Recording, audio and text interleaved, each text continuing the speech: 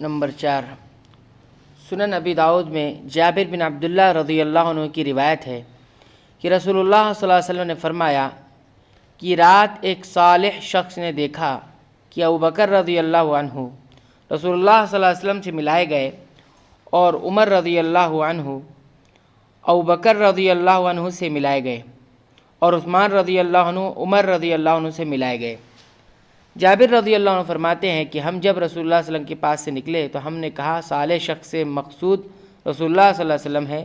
اور بعض کے بعد سے ملائے جانے سے مقصود اس دین کے والیان ہیں جن کے ساتھ رسول اللہ صلی اللہ علیہ وسلم کو اللہ تعالیٰ نے مبعوث فرمایا۔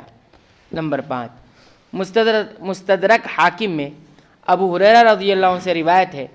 کہ میں نے رسول اللہ صلی اللہ علیہ وسلم کو فرماتے ہوئے سنا، عنقریب فتنہ اور اختلاف ہوگا یا اختلاف اور فتنہ ہوگا۔ ہم نے عرض کیا یا رسول اللہ، ان حالات میں آپ ہمیں کیا حکم دیتے ہیں؟ آپ نے عثمان رضی اللہ عنہ کی طرف اشارہ کرتے ہوئے فرمایا، تم امین اور اس کے ساتھیوں کو لازم پکڑنا۔ یہ حدیث رسول اللہ صلی اللہ علیہ وسلم کا واضح معجزہ ہے جو آپ کی نبوت کی صداقت کی واضح دلیل ہے۔ آپ صلی اللہ علیہ وسلم نے اس فتنہ کی خبر دی، اس فتنے کی خبر دی جو عثمان رضی اللہ عنہ کی خلافت میں رونما ہوا، اور ویسے ہی ہوا جیسا آپ صلی اللہ علیہ وسلم نے خبر دی تھی۔ اسی طرح یہ حدیث عثمان رضی اللہ عنہ کی احقیت خلافت پر دلالت کرتی ہے، کیونکہ آپ صلی اللہ علیہ وسلم لوگوں کو انہیں لازم پکڑنے اور ان کے ساتھ رہنے کی طرف رہنمائی فرمائی، اور یہ خبر دی کہ فتنہ و اختلاف برپا ہوگا، اور اس صورت میں حق امیر المؤمنین کے ساتھ ہوگا، اور آپ صلی اللہ علیہ وسلم نے انہیں ان کے ساتھ تھامے رہنے کا حکم فرمایا کیونکہ وہ حق پر ہوں گے، اور جن لوگوں نے ان کے خلاف خروج کیا وہ باطل پر ہوں گے اور وہ اہل بدعت و ضلالت ہوں گے۔ رسول اللہ صلی اللہ علیہ وسلم نے آپ کے سلسلے میں یہ شہادت دی کہ آپ برابر ہدایت پر گامزن ہوں گے، اس سے علیحدگی اختیار نہیں کریں گے۔ نمبر 6، ترمذی نے ام المؤمنین عائشہ رضی اللہ تعالی عنہا سے روایت کی ہے کہ نبی کریم صلی اللہ علیہ وسلم نے فرمایا کہ اے عثمان، امید ہے کہ اللہ تمہیں ایک قمیص پہنائے گا، بس اگر لوگ تم سے اس قمیص کو اتروانا چاہیں تو اس قمیص کو ان کی وجہ سے مت اتارنا۔ یہ حدیث خلافت کی طرف اشارہ ہے، اور قمیص کو بطور استعارہ خلافت کے لیے استعمال کیا گیا ہے، اور قمیص کو اتروانے میں خلافت کے لیے آپ کی نامزدگی کی طرف اشارہ ہے کہ اللہ تعالیٰ آپ کو خلیفہ بنائے گا۔ اگر لوگ اس منصب سے تمہیں معزول کرنا چاہیں تو ان کی وجہ سے آپ اپنے آپ کو معزول نہ کرنا، کیونکہ تم حق پر ہوگے اور لوگ باطل پر۔ نمبر 7، ترمذی نے ابو سہلہ سے روایت کیا ہے کہ محاصرہ کے روز عثمان رضی اللہ عنہ نے مجھ سے کہا کہ رسول اللہ صلی اللہ علیہ وسلم مجھ سے ایک عہد لیا، میں اس پر ڈٹا رہوں گا۔ یہاں عثمان رضی اللہ عنہ کا یہ قول کہ رسول اللہ صلی اللہ علیہ وسلم مجھ سے ایک عہد لیا ہے،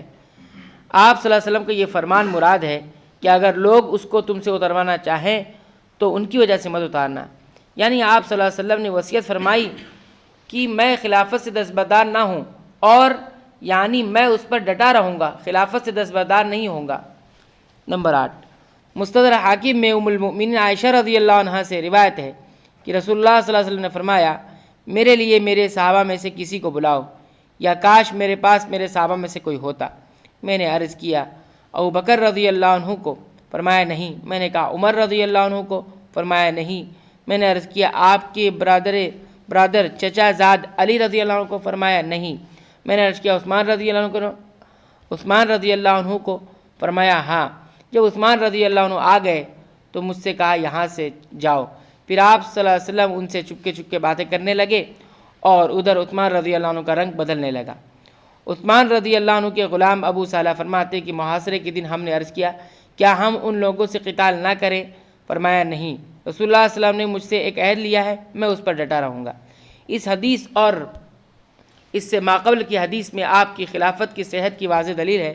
جس نے آپ کی خلافت کا انکار کیا اور آپ کو جنتی اور شہید نہ مانا، زبان یا دل سے آپ کی شان میں گستاخی کی، تو وہ دار ایمان اور اسلام سے خارج ہے۔ آپ کی خلافت اور امامت کی صحت پر وہ روایت دلیل ہے جسے امام بخاری و مسلم نے عبداللہ بن عمر رضی اللہ عنہما سے روایت کیا ہے کہ ہم نبی کریم صلی اللہ علیہ وسلم کے دور میں ابوبکر رضی اللہ عنہ کے برابر کسی کو درجے نہیں دیتے تھے، پھر عمر، پھر عثمان، پھر ان کے بعد صحابہ میں کسی کو ایک دوسرے پر فضیلت نہیں دیتے تھے۔ اس روایت میں اس بات کی طرف اشارہ ہے کہ اللہ تعالیٰ نے ان کے دلوں میں ترتیب خلافت کے سلسلے میں جو کرنے والا تھا وہ پہلے ہی ڈال دیا تھا۔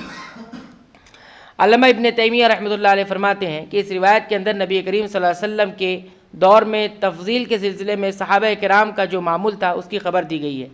صحابہ ابو بکر رضی اللہ عنہ کو سب سے افضل مانتے تھے، پھر عمر رضی اللہ عنہ، پھر عثمان رضی اللہ عنہ، اور یہ بھی مروی ہے کہ یہ باتیں رسول اللہ صلی اللہ علیہ وسلم کو پہنچتی تھی لیکن آپ صلی اللہ علیہ وسلم اس پر کوئی نکیر نہیں فرماتے تھے۔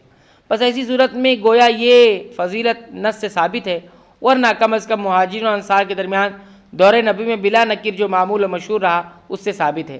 اور صحابہ و تابعین کے اس طرز عمل سے ثابت ہے جو عمر رضی اللہ عنہ کی وفات کے بعد ظاہر ہوا، یعنی سب نے بغیر کسی رغبت اور رہبت کے عثمان رضی اللہ عنہ کے ہاتھوں پر خلافت کی بیعت کی، اور ان میں کسی نے بھی اس کا انکار نہ کیا۔ اس سلسلے میں مذکورہ تمام نصوص قوی دلیل ہے، ان میں عثمان رضی اللہ عنہ کی خلافت کے حق ہونے کی طرف اشارہ موجود ہے، اور یہ شک شبہ سے بالاتر ہے۔ اس سلسلے میں عاملین کتاب و سنت کے درمیان کوئی اختلاف نہیں، کتاب و سنت پر عمل کرنے والے سعادت مندوں کا یہ گروہ اہل سنت والجماعت ہے، لہذا ہر مسلمان پر واجب ہے کہ وہ عثمان رضی اللہ عنہ کی احقیت خلافت کا عقیدہ رکھے اور مکمل طور پر ان نصوص کو تسلیم کرے جو اس پر دلالت کرتی ہے۔ اللہ تعالیٰ سے دعا ہے کہ رب العالمین تو ہمیں صحابہ کرام کی صحیح تاریخ پڑھنے کی ہمیں توفیق عنایت فرما، آمین، تقبل یا رب العالمین۔